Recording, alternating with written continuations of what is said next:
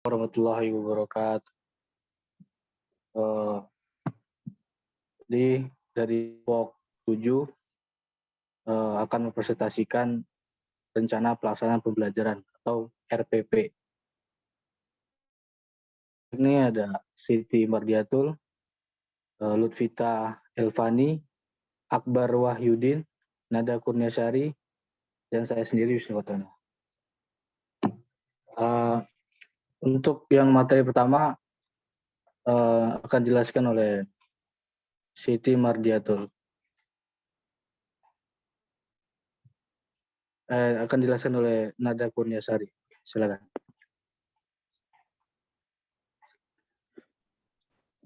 Jadi bismillahirrahmanirrahim. Yang pertama yang mau kita bahas adalah mengenai landasan hukum RPP atau rencana pelaksanaan pembelajaran.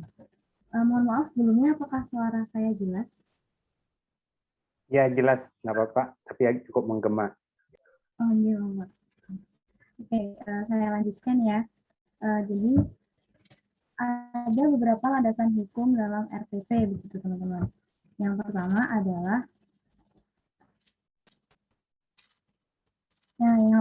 adalah PP nomor 19 tahun 2005 tentang SMP pasal 20. Yang kurang lebih isinya, perencanaan proses pembelajaran meliputi silabus dan rencana pelaksanaan pembelajaran yang memuat sekurang-kurangnya tujuan pembelajaran, materi ajar, metode pengajaran, sumber belajar, dan penilaian hasil belajar. Yang kedua yaitu landasan hukumnya Permendiknas nomor 41 2007 tentang standar proses. Isinya yaitu kurang lebih perencanaan proses pembelajaran meliputi silabus dan rencana pelaksanaan pembelajaran atau RPP yang memuat identitas mata pelajaran, standar kompetensi atau SK, kompetensi dasar atau KD, indikator pencapaian kompetensi, tujuan pembelajaran, materi ajar, alokasi waktu, metode pembelajaran, kegiatan pembelajaran, penilaian hasil belajar, dan juga sumber belajar. RPP dijabarkan dari silabus untuk mengarahkan kegiatan belajar peserta didik dalam upaya mencapai KD atau kompetensi dasar. Setiap guru pada satuan pendidikan lengkap dan sistematis. Nah, yang ketiga yaitu Peraturan Menteri Pendidikan dan Kebudayaan Nomor 22 Tahun 2020, yaitu tentang standar proses yang mencakup prinsip-prinsip dan komponen-komponen RPP. Landasan hukum yang lain selain yang sudah tadi saya sebutkan, yaitu ada 10 beberapa ini. Yang pertama yaitu Undang-Undang Republik Indonesia Nomor 20 Tahun 2003 tentang Sistem Pendidikan Nasional. Yang kedua, Peraturan Pemerintah Republik Indonesia Nomor 19 Tahun 2005 tentang Standar Nasional Pendidikan, sebagaimana telah beberapa kali diubah terakhir dengan Peraturan Pemerintah Republik Indonesia Nomor 13 Tahun 2015, yaitu tentang perubahan kedua atas Peraturan Pemerintah Republik Indonesia Nomor 19 Tahun 2005 tentang Standar Nasional Pendidikan. Ketiga, Peraturan Menteri Agama Nomor 90 Tahun 2013 tentang penyelenggaraan pendidikan madrasah sebagaimana telah beberapa kali diubah, yaitu terakhir dengan Peraturan Menteri Agama Nomor 66 Tahun 2016 tentang perubahan kedua atas Peraturan Menteri Agama Nomor 90 tentang penyelenggaraan pendidikan madrasah. Yang keempat, Peraturan Kebudayaan Nomor 70 Tahun 2014 tentang muatan lokal kurikulum 2013. Nah, yang kelima yaitu Peraturan Menteri Pendidikan dan Kebudayaan Republik Indonesia Nomor 3 Tahun 2015 tentang penilaian hasil belajar oleh pendidik dan satuan pendidikan pada pendidikan dasar dan pendidikan menengah.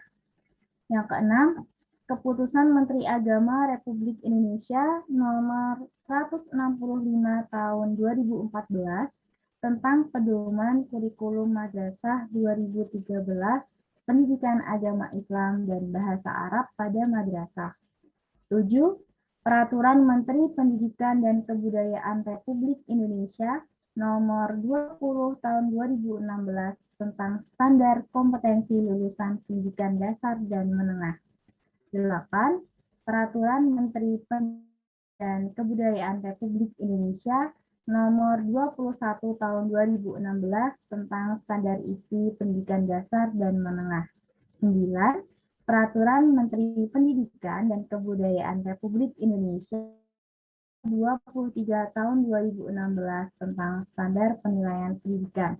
Yang ke-10 yaitu Peraturan Menteri Pendidikan dan Kebudayaan Republik Indonesia nomor 24 tahun 2016 tentang kompetensi inti dan kompetensi dasar pelajaran pada kurikulum pada pendidikan dasar dan pendidikan menengah. Jadi begitu teman-teman, banyak sekali landasan hukum mengenai RPP ini. Jadi yang seperti yang tadi saya sebutkan, ada di poin kedua bahwa guru pada satuan pendidikan berkewajiban menyusun RPP secara lengkap dan sistematis. Jadi begitu landasan hukum penyusunan RPP. Terima kasih. Bisa dilanjutkan? Baik, selanjutnya silakan Siti Marditul Munawwar.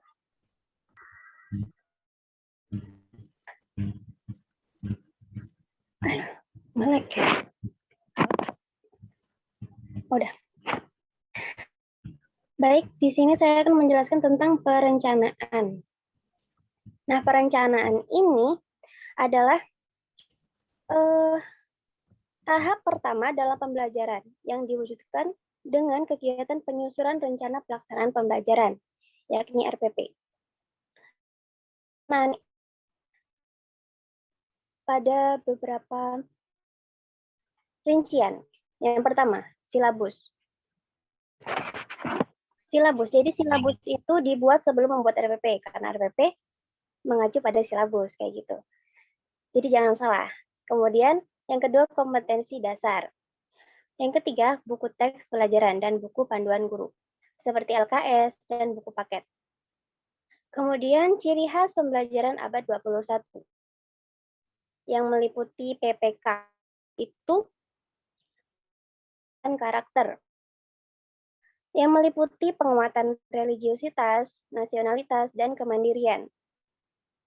Kemudian yang kedua, literasi. Literasi ini tuh keluasan dalam wawasan, seperti dalam bacaan, budaya, literasi perpustakaan.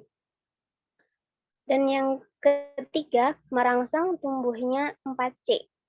4C itu critical thinking, yakni merangsang tumbuhnya kemampuan siswa untuk berpikir kritis.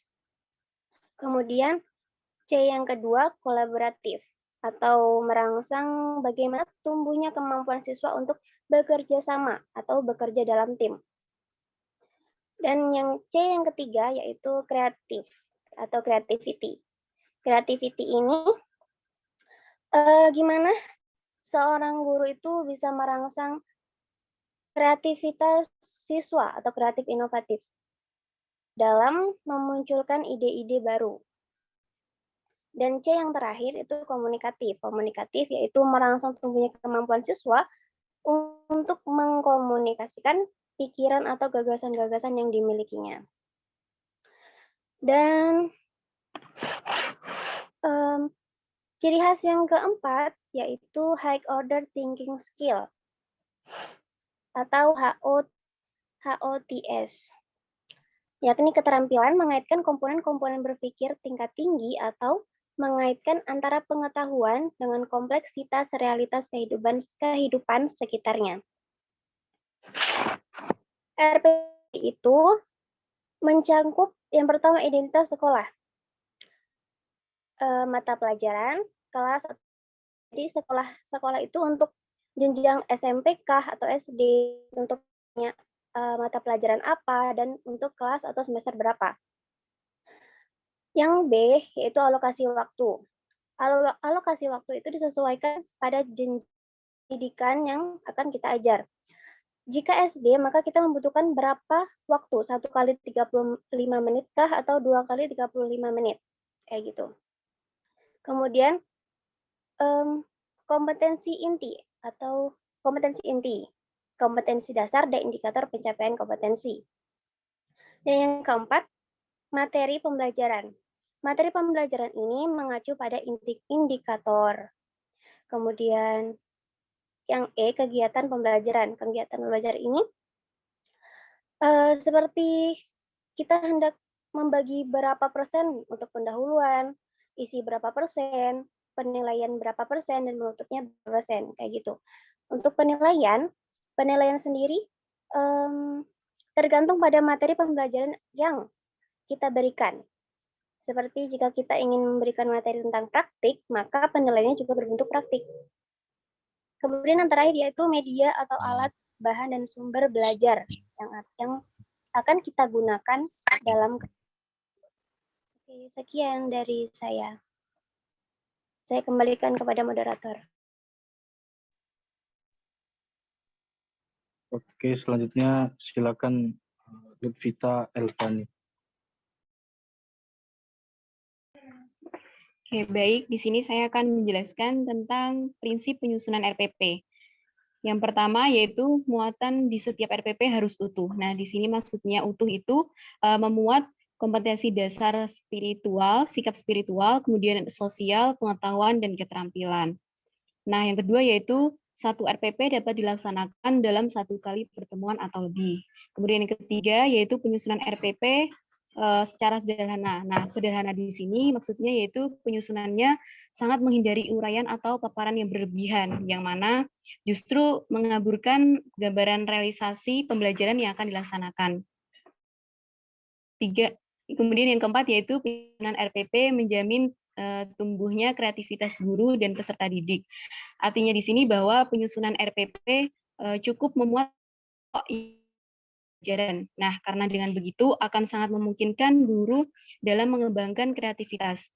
Karena tujuannya bukan teks pembelajaran yang menjadikan guru itu terkukung dengan langkah demi langkahnya, namun dengan guru yang mengembangkan kreativitas juga berpengaruh dalam merangsang kreativitas peserta didik dalam pembelajaran. Kemudian yang kelima yaitu penyusunan RPP memperhatikan perbedaan individu peserta didik atau keberagaman kondisi belajar setiap peserta didik. Nah, maksudnya RPP disusun dengan memperhatikan perbedaan awal, tingkat intelektual, kemudian minat, motivasi belajar, bakat, potensi, kemudian gaya belajar, kebutuhan khusus, kemudian ada kecepatan belajar, latar belakang budaya, nilai-nilai, norma, atau lingkungan peserta didik. Kemudian yang keenam yaitu penyusunan RPP berpusat pada pokok-pokok aktivitas peserta didik. Nah, untuk proses pembelajaran ini dirancang dengan berpusat pada peserta didik untuk mendorong motivasi, minat, kreativitas, kemandirian, kemudian semangat belajar yang ada pada peserta didik itu dengan menggunakan pendekatan saintifik. Maksudnya di sini pendekatan saintifik ini meliputi seperti mengamati, menanya, mengumpulkan informasi, menalar, dan mengomunikasikan. Kemudian yang ketujuh yaitu berbasis konteks atau situasi dan lingkungan peserta didik. Nah, jadi proses pembelajarannya itu menjadikan lingkungan seperti lingkungan sekitar itu sebagai sumber belajar. Kemudian yang kedelapan yaitu berorientasi atau perkembangan kehidupan yang baru. Maksudnya proses pembelajarannya itu berorientasi pada pengembangan iptek dan nilai-nilai kehidupan masa kini. Kemudian yang kesembilan yaitu mengembangkan kemandirian belajar peserta didik. Yang kesepuluh yaitu memberikan umpan balik dan tindak lanjut pembelajaran. Nah, jadi di sini RPP untuk memuat rancangan pokok-pokok program pemberian umpan balik atau tindak lanjut pembelajaran itu seperti adanya penguatan, kemudian pengayaan, remedi atau perbaikan belajar. Kemudian yang ke-11 yaitu memiliki keterkaitan dan keterpaduan antar kompetensi atau antar muatan. Nah, jadi RPP ini kan disusun dengan memperhatikan keterkaitan dan keterpaduan antara kompetensi inti, kemudian kompetensi dasar, indikator pencapaian kompetensi, materi pembelajaran, kegiatan pembelajaran, penilaian, dan sumber belajar dalam satu keutuhan pengalaman belajar seperti itu. Kemudian yang yaitu RPP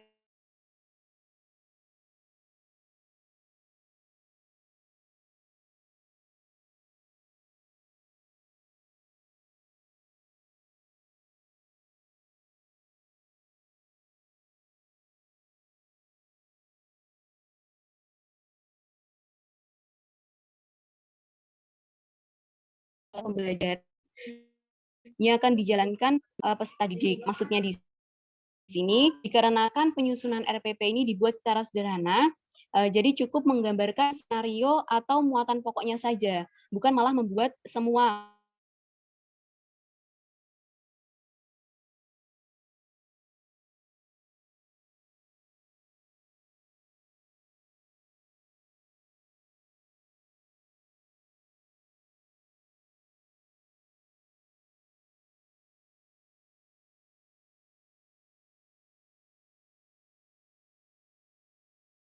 sudah dibaca dan dipraktikkan dalam pembelajaran.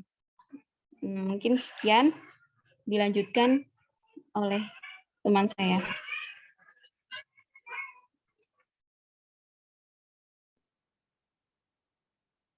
Ya, silakan Akbar Wahyudin. Baik, bismillahirrahmanirrahim.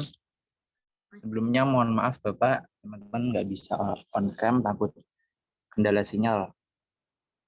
Jadi off cam. Nah, di sini selanjutnya kita akan membahas tentang mengenai komponen rencana pelaksanaan pembelajaran. Tadi sudah sedikit dipaparkan oleh Batur terkait tentang poin-poin atau komponen dalam RPP. Nah, di sini mohon maaf saya lupa memasukkan apa ya. Kan di sini yang pertama tujuan, bahwa ada juga penting terkait tentang tes identitas sekolah, terkait tentang nama sekolah, kemudian pelajaran semester dan subtema dan juga alokasi waktu. Nah, di sini yang pertama yaitu tujuan pembelajaran.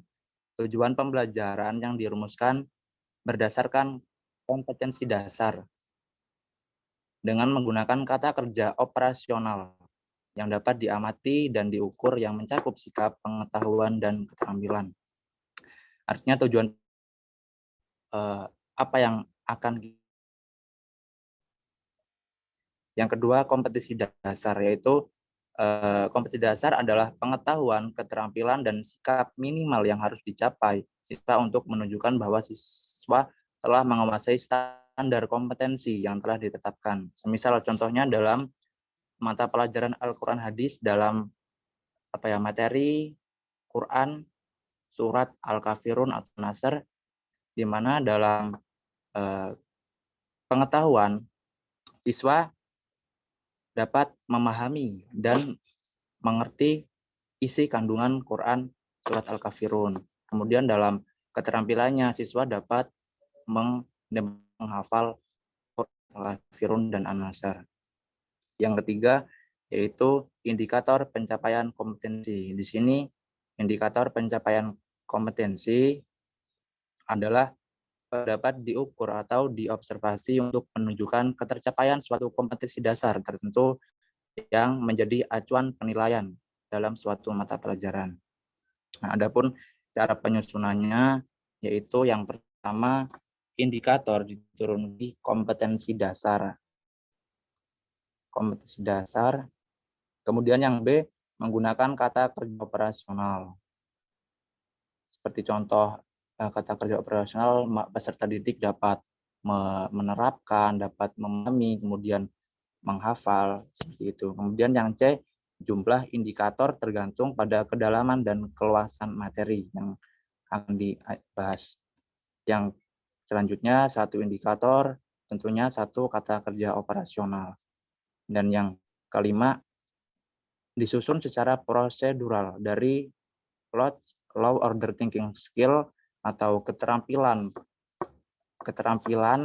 berpikir dari mulai materi yang besar sampai dengan HOTS atau high order skill atau namanya materi yang susah atau yang sulit seperti itu. Yang selanjutnya yaitu materi pembelajaran. Nah, di sini materi pembelajaran memuat informasi tentang pokok materi dan pokok submateri atau materi esensial yang berkaitan dengan fakta, konsep, prinsip, dan prosedur yang relevan. Materi pembelajaran dapat didapatkan melalui buku lembar siswa seperti itu, kemudian dapat juga tambahan dari internet atau media lainnya. Ya mungkin cukup. Itu yang selanjutnya akan dijelaskan oleh Mas Wisnu Wardana. Saya memberikan ke Mas Wisnu. Oke, baik. Selanjutnya yang kelima adalah metode pembelajaran. Jadi metode pembelajaran ini membuat informasi tentang metode yang sudah terwujud suasana belajar dan proses pembelajaran yang memungkinkan peserta didik tidak dapat mewujudkan kompetensi dasarnya. Selanjutnya keenam adalah media, alat, bahan, dan sumber belajar. Nah, komponen media dan bahan sumber belajar ini memuat informasi singkat jelas terkait yang akan digunakan dalam pembelajaran. Yang ketujuh, kegiatan pembelajaran. Nah, kegiatannya itu memuat pokok-pokok kegiatan yang dilaksanakan pada setiap tahapan pembelajarannya. Nah, yang pertama itu pertemuan pertama, kegiatan pendahuluan, kegiatan inti, kegiatan penutup. Yang kedua itu penutupan seterusnya. Yang kedelapan, penilaian pembelajaran remedial dan pengayaan. Nah, jadi komponen ini membuat informasi terkait teknik, instrumen penilaian, dan strategi pembelajaran remedial dan pengayaan bila terjadi ketuntasan peserta didik yang akan dilaksanakan dalam pembelajaran. Oke, sekian itu saja yang bisa disampaikan dari kelompok 7. Selanjutnya adalah sesi pertanyaan. Mungkin teman-teman sekalian ada yang mau ditanyakan.